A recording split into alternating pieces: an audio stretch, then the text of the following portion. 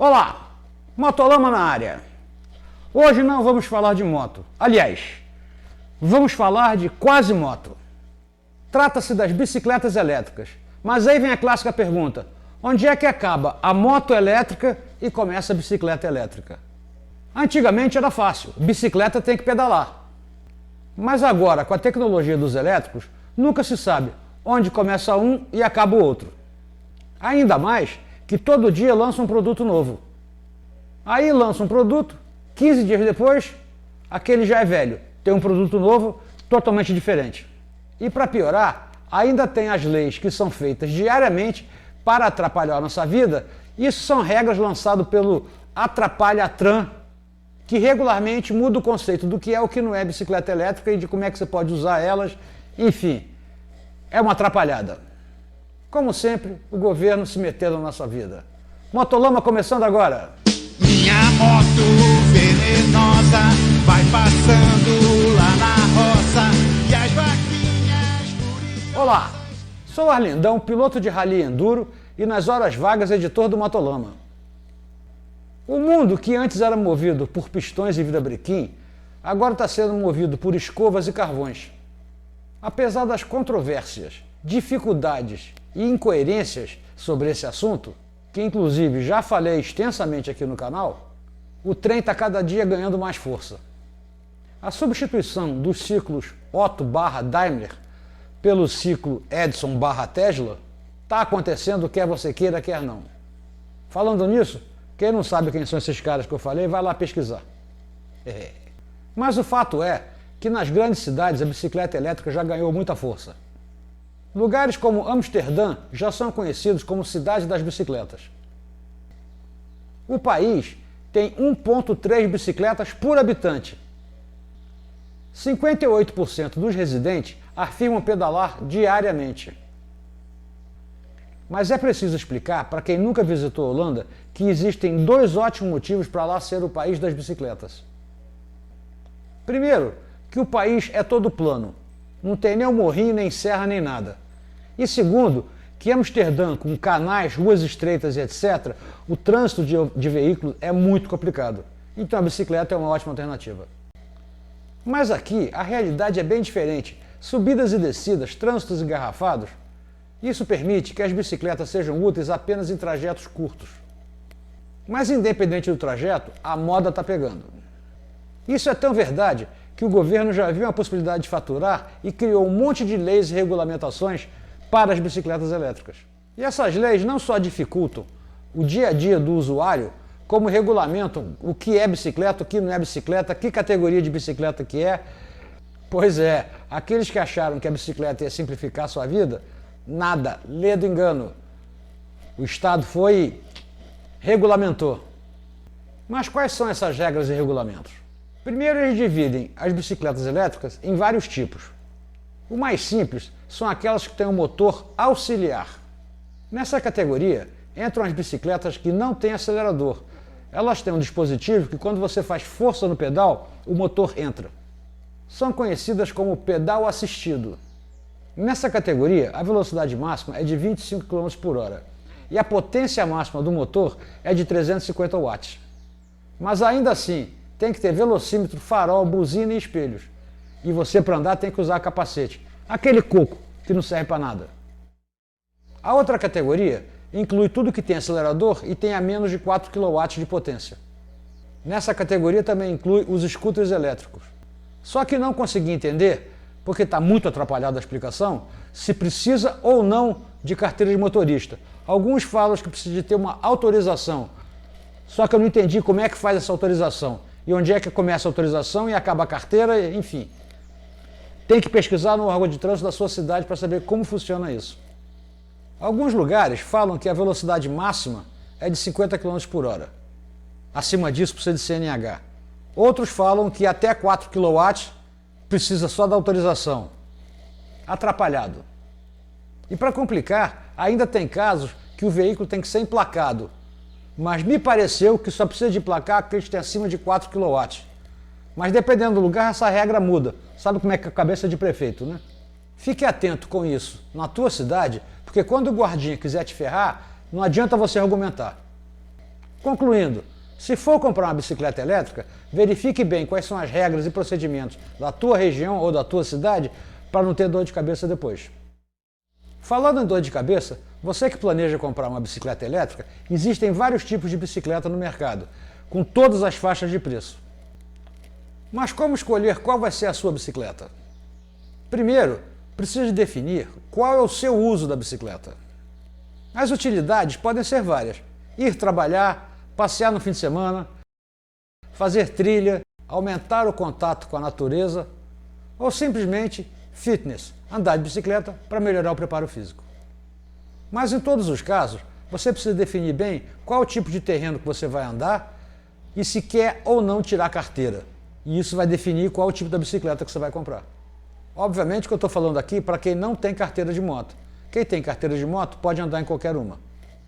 Itens como potência, autonomia, categoria da bike devem ser analisados com muita seriedade para que você não compre uma bicicleta que não te atenda. Importante também é verificar o tipo de manutenção que essa bicicleta pode ter. Comprar uma marca Xing Ling qualquer só porque é barata é dor de cabeça certa. Quando der problema, você não vai conseguir consertar ela.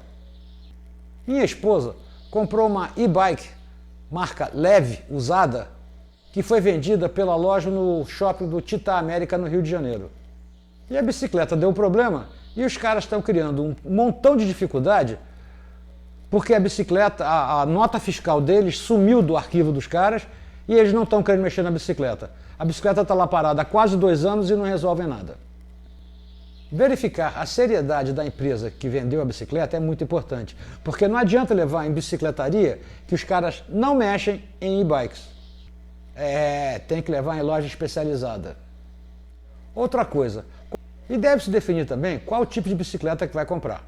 Existem 3 tipos básicos: aquelas que têm um motor na roda da frente, aquelas que têm um motor junto com o pedal e aquelas que têm um motor na roda traseira. Não sou especialista no assunto, mas por razões óbvias, o motor da roda da frente é legal para andar na cidade, em terreno plano, em piso seco. Mas se tiver qualquer risco de escorregar, o motor na frente é complicado. Sem contar que, obviamente, a que leva motor na frente não tem assistência no pedal. Ela só funciona com o acelerador. Aí já muda de categoria. Fique esperto. A única vantagem desse tipo de motor na frente é para quem for adaptar o motor numa bicicleta já existente, que ele é só tirar a roda da frente, trocar a raiação, trocar o motor e colocar de volta. Você não mexe com nada. Aliás, só trocar a raiação já é complicado. Mas enfim. Já o motor na roda traseira melhora muito a distribuição de potência. Não que essa potência seja algo estrondoso, mas melhora muito. A desvantagem desse setup é que, se furar o pneu, você tem que desmontar todo o conjunto do motor, tudo para poder tirar a roda, o pneu, para poder consertar. E tem um motor central que fica junto ao pedal. Ele não interfere nas rodas e ele atua diretamente sobre a transmissão. A grande vantagem dele é que, por ficar no centro e, obviamente, distribuir bem o peso, ele fica bem protegido, ótimo para usar em trilhas e mountain bike, onde o motor ficaria exposto em outros lugares. O complicante dele é adaptar esse motor em bicicleta a pedal normal.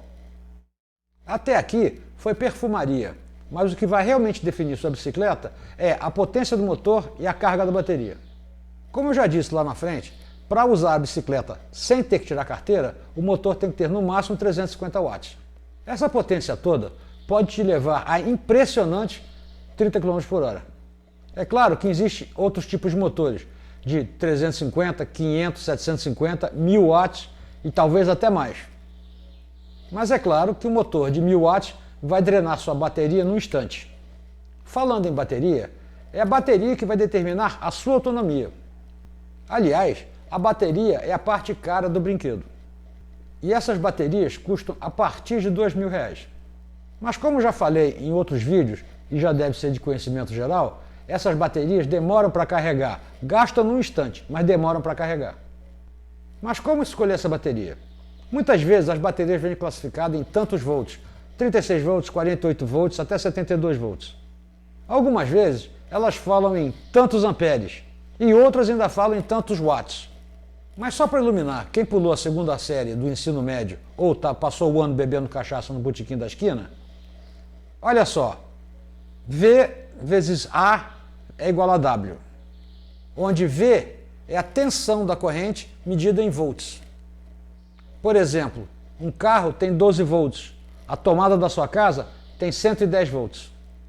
O A é a medida de carga, ela é medida em amperes. E o W é a potência medida em watts. Simples, não? Daí, se uma bateria tem 48 volts multiplicado por 10 amperes, que é a carga máxima consumida por um motor de bicicleta, vai dar potência de 480 watts-hora. Só para deixar bem claro, quando falam em quilowatt-hora, 1 kW é 1000 watts, e 1 kWh é 1000 watts em uma hora. Outro detalhe importante é que quando falam que a bateria X tem uma autonomia de 50 km, fica esperto, não confia totalmente nisso, porque esses 50 km vai depender da potência do motor, do peso do ciclista, do tipo de terreno, se é subida, descida, só plano. Então não confie nos 50 km de autonomia. Isso pode ser muito variável. Só para encerrar o assunto bateria, procure usar sempre bateria de íon lítio. As de chumbo, além de serem muito pesadas, não seguram a mesma carga que uma de íon lítio. A conclusão final sobre as bikes elétricas é a seguinte: elas são bastante econômicas, quebram um puta galho nos grandes centros, são mais baratas e mais simples que uma moto. Mas devido à autonomia e o tempo de recarga, não servem para viajar. Mas tem o lado ruim, claro, tudo tem um lado ruim. Levando em consideração que em meio ao trânsito conturbado de uma grande cidade, a velocidade média de uma bike elétrica é mais ou menos igual à velocidade média de uma moto, o que, no final das contas, é um risco considerável. E esse risco se deve a 3 fatores. Primeiro, equipamento fraco. Os acidentes de bike se assemelham aos acidentes de moto. Como as bikes ainda são assunto novo, não existem estatísticas confiáveis sobre isso. Mas eu acredito que a gravidade dos acidentes são os mesmos de moto. Só para você ter uma ideia, o capacete de moto versus o capacete de bike sofrem esforço de forma diferente. Olha só.